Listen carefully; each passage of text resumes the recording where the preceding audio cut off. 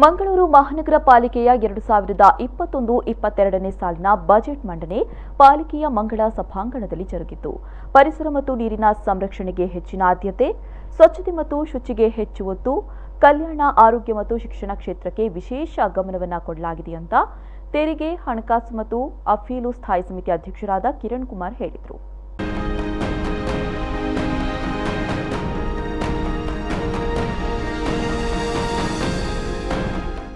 ಅವರು 2021-22ನೇ ಸಾಲಿನ ಆಯವ್ಯಯದ ಬಗ್ಗೆ ಸಂಪೂರ್ಣ ವಿವರಣೆ ನೀಡಿದರು.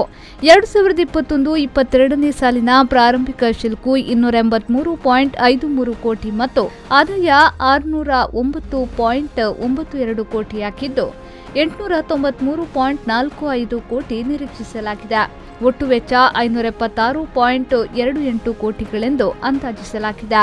ಅಂತಿಮ ಶುಲ್ಕ 317.18 ಕೋಟಿ ನಿರೀಕ್ಷಿಸಲಾಗಿದೆ. ಇನ್ನು ಆಯವ್ಯಯದ ದೃಷ್ಟಿಕೋನದ ಬಗ್ಗೆ ಮಾಹಿತಿ ನೀಡಿ ಪ್ರಗತಿಯಲ್ಲಿರುವ ಕಾಮಗಾರಿಗಳನ್ನು ಪೂರ್ಣಗೊಳಿಸಲು ಆದ್ಯತೆ, ಆಡಳಿತ ಮತ್ತು ಆರ್ಥಿಕ ಸುಧಾರಣೆಗೆ ಹೆಚ್ಚಿನ ಆದ್ಯತೆಯನ್ನ ನೀಡಲಾಗಿದೆ ಎಂದರು.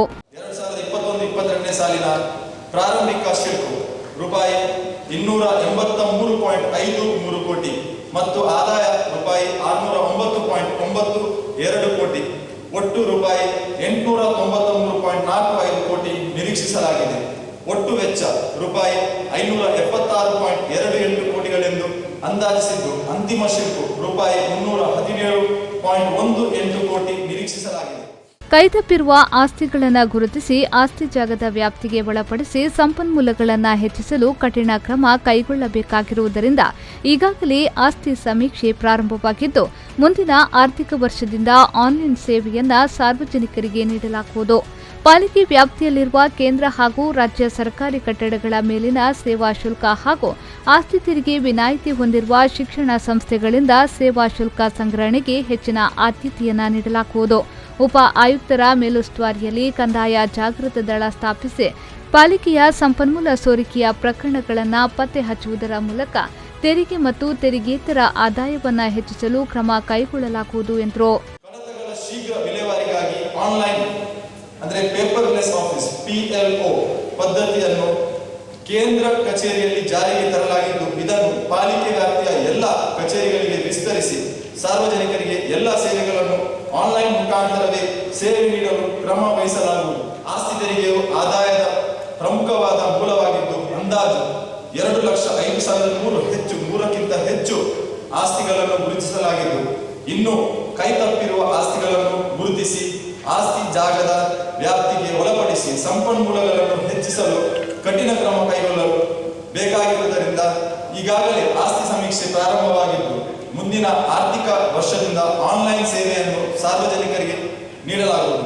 ಪಾಲಿಕೆ ವ್ಯಾಪ್ತಿಯಲ್ಲಿರುವ ಕೇಂದ್ರ ಹಾಗೂ ರಾಜ್ಯ ಸರ್ಕಾರಿ ಕಟ್ಟಡಗಳ ಮೇಲೆ ಸೇವಾ ಶುಲ್ಕ ಹಾಗೂ ಆಸ್ತಿ ತೆರಿಗೆ ವಿನಾಯಿತಿ ಹೊಂದಿರುವ ಶಿಕ್ಷಣ ಸಂಸ್ಥೆಗಳಿಂದ ಸೇವಾ ಶುಲ್ಕ ಸಂಗ್ರಹಣೆಗೆ ಹೆಚ್ಚಿನ ಆದ್ಯತೆಯನ್ನು ನೀಡಲಾಗುವುದು.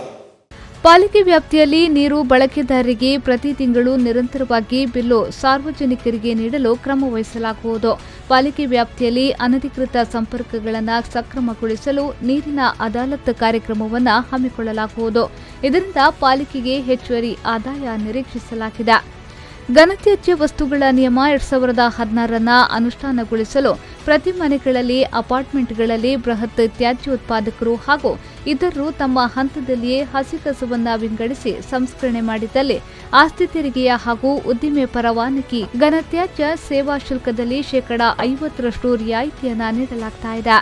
ಮಂಗಳೂರು ನಗರ ಸಾಂಸ್ಕೃತಿಕ ಪರಂಪರೆಯನ್ನ ಉಳಿಸಿ ಬೆಳೆಸಲು ಉತ್ತೇಜಿಸಲು ಯಕ್ಷಗಾನ, ನಾಟಕ ಮತ್ತು ಸಂಗೀತ ಕಾರ್ಯಕ್ರಮಗಳನ್ನು ಪ್ರೋತ್ಸಾಹಿಸಲು 15 ಲಕ್ಷ ರೂಪಾಯಿಗಳನ್ನು ಹಾಗೂ ವಿವಿಧ ರಂಗದ ಕ್ರೀಡೆಗಳಿಗೆ ಪ್ರೋತ್ಸಾಹಿಸಲು 25 ಲಕ್ಷ ರೂಪಾಯಿಗಳನ್ನು ಈ ಆಯವ್ಯಯದಲ್ಲಿ ಮೀಸಲಿರಿಸಲಾಗಿದೆ. ಪಾಲಿಕೆ ವ್ಯಾಪ್ತಿಯಲ್ಲಿ ಹಿಂದುಳಿದ ವರ್ಗದ ಅಭಿವೃದ್ಧಿಗೆ ಪ್ರಸಕ್ತ ಸಾಲಿನಲ್ಲಿ ಕುಟೀರ ಭಾಗ್ಯ ಯೋಜನೆಯಡಿಯಲ್ಲಿ ಮನೆ ದುರಸ್ತಿಗೆ 20,000 ರೂಪಾಯಿ ಸಹಾಯಧನದಿಂದ 25,000 ರೂಪಾಯಿಗೆ ಹೆಚ್ಚಿಸಲಾಗಿದೆ. ಕುಟೀರ ಜ್ಯೋತಿ ಯೋಜನೆಯನ್ನ ಮುಂದುವರಿಸಲಾಗಿದ್ದು ಆಯವ್ಯಯದಲ್ಲಿ 1.62 ಕೋಟಿ ರೂಪಾಯಿ ಮೀಸಲಿರಿಸಲಾಗಿದೆ ಎಂದು ಹೇಳಿದರು. ನೀರು ಬಳಕೆದಾರರಿಗೆ ಪ್ರತಿ ತಿಂಗಳು ನಿರಂತರವಾಗಿ ಬಿಲ್ಲು ಸಾರ್ವಜನಿಕರಿಗೆ ನೀಡಲು ಕ್ರಮ ವಹಿಸಲಾಗುವುದು. ಪಾಲಿಕೆಯ ವ್ಯಾಪ್ತಿಯಲ್ಲಿ ಅನಧಿಕೃತ ಸಂಪರ್ಕಗಳನ್ನು ಸಕ್ರಮಗೊಳಿಸಲು ನೀರಿನ ಅದಾಲತ್ ಕಾರ್ಯಕ್ರಮವನ್ನು ಹಮ್ಮಿಕೊಳ್ಳಲಾಗುವುದು. ಪಕ್ಕಾ ಮನೆ ನಿರ್ಮಾಣ, ಮನೆ ದುರಸ್ತಿ, ಶಿಕ್ಷಣ, ಸಣ್ಣ ಉದ್ದಿಮೆದಾರರಿಗೆ ಸಹಾಯಧನ, ಅಡುಗೆ ಅನಿಲ ಸಂಪರ್ಕ, ವೈದ್ಯಕೀಯ ವೆಚ್ಚ ಧನ ಸಹಾಯ, ಸಮುದಾಯಗಳ ಮೂಲಭೂತ ಸೌಕರ್ಯಗಳ ಅಭಿವೃದ್ಧಿ, ಆರ್ಥಿಕವಾಗಿ ಹಿಂದುಳಿದ ವರ್ಗಗಳ ಅಭಿವೃದ್ಧಿಗೆ ರೂಪಾಯಿ 80 ಲಕ್ಷಗಳನ್ನು ಸರ್ಕಾರಿ ಸುತ್ತೋಲೆಯಂತೆ ವ್ಯಯ ಮಾಡಲು ಉದ್ದೇಶಿಸಲಾಗಿರುತ್ತದೆ. ಈ ಸಂದರ್ಭ ಪಾಲಿಕೆಯ ಮೇಯರ್ ದಿವಾಕರ್ ಪಾಂಡೇಶ್ವರ್, ಪಾಲಿಕೆಯ ಕಮಿಷನರ್ ಅಕ್ಷಯ್ ಶ್ರೀಧರ್ ಮತ್ತಿತರರು ಉಪಸ್ಥಿತರಿದ್ದರು. ಶರಸಾಲ್ಯಾನ್, ವಿ4 ನ್ಯೂಸ್, ಮಂಗಳೂರು.